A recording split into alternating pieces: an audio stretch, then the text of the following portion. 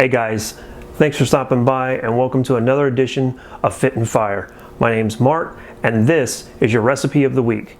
This week we're doing a jerk chicken and we're going to do baked mini eggplants. They're super simple to prepare, so let's get to it. First we're going to start with the eggplants. This is going to have the most preparation time because of all the different steps that's going to be involved. So let's get to that. The first thing you're going to want to do is take the eggplants and just wash them off. If you can't find mini eggplants, you might check your local farmer's market. That's where we found these. Once you have them washed off, you're just going to chop the top of the eggplant off and set them aside.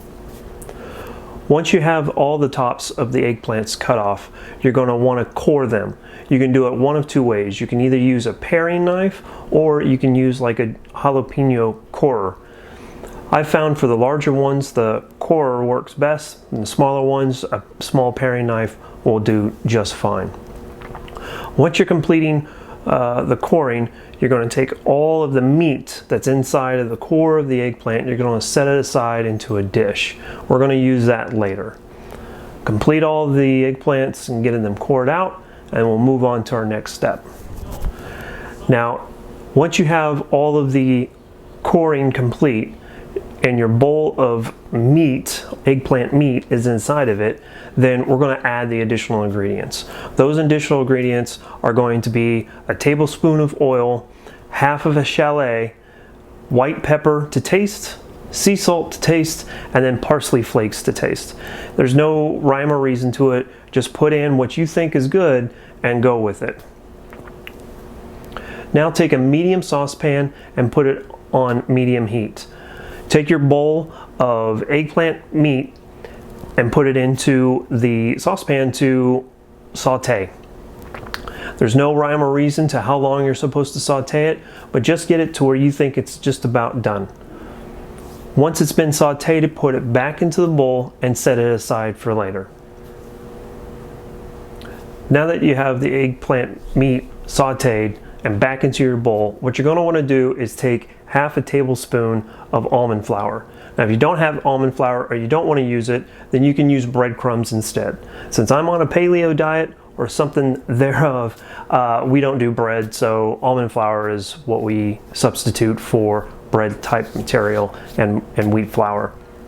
So take that half tablespoon of flour or breadcrumbs and mix it in to the meat and then set that aside for just a second.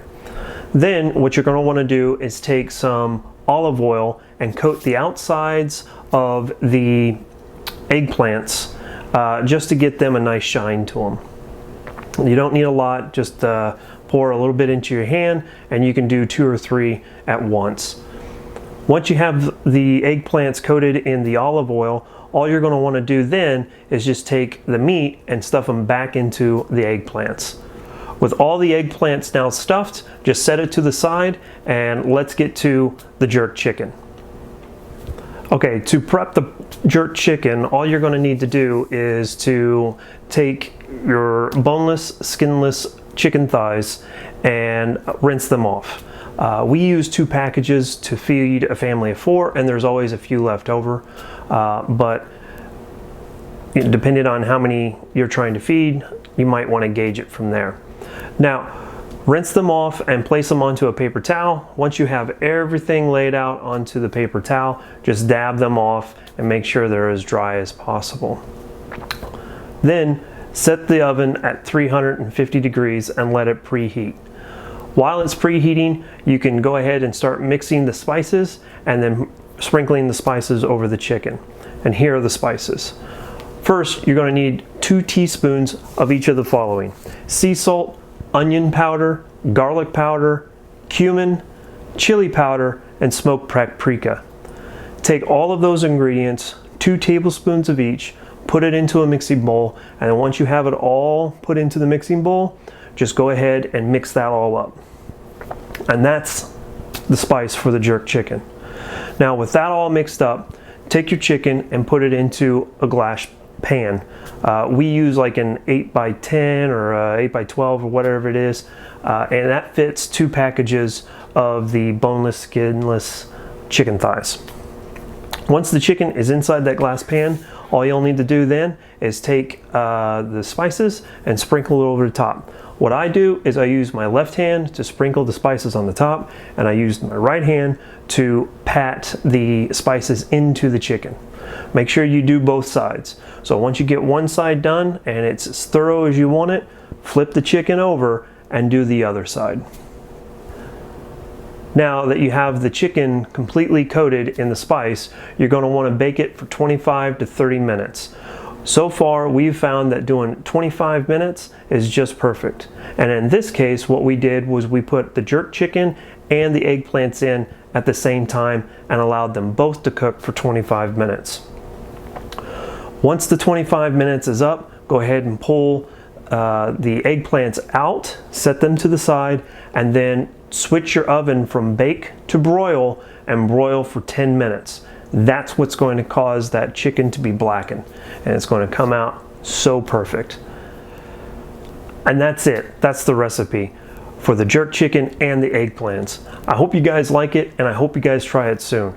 Let me know what you think down in the comments below after you've had a chance to recreate it for yourself. If there's a recipe that you'd like for me to try and do a video for, also put that down in the description or the comments below too. Again, thanks for you guys stopping by. If this is your first time, please like and subscribe. And if there's anything else that you guys like to talk about, hit me up in the comments below. I really appreciate it.